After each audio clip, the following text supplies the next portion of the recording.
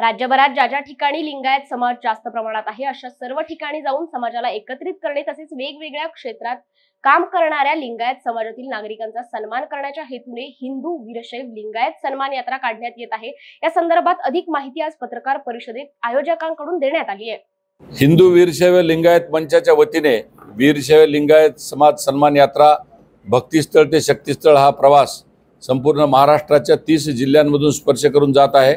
महाराष्ट्रातल्या 60 विधानसभांमध्ये ज्या ठिकाणी लिंगायत समाज मोठ्या प्रमाणावरती आहे त्या सगळ्या समाजाचं एकत्रित संघटन करणं, त्या क्षेत्रातले शिक्षण, सहकार, कृषी क्षेत्रात काम करणाऱ्या सगळ्या संस्था चालकांचं, शिक्षण महर्षींचं, राजकीय क्षेत्रात काम करणाऱ्या सगळ्या नेते मंडळींचं स्वागत करून त्यांचा सन्मान करावा या दृष्टिकोनातून ही यात्रा काढलेली आहे।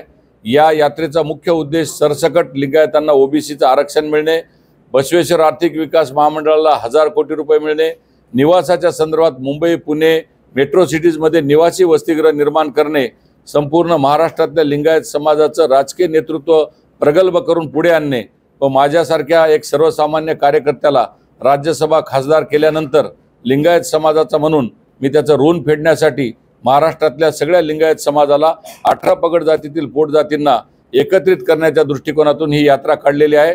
मी हिंदू वीरशैव लिंगायत मंचाच्या सर्व महाराष्ट्रातल्या कार्यकर्त्यांचं मनापासून आभार व्यक्त करतो। ही यात्रा भक्तिस्थळ ते शक्तिस्थळ म्हणजे मंगळवेढा येथे समारोप होणार आहे।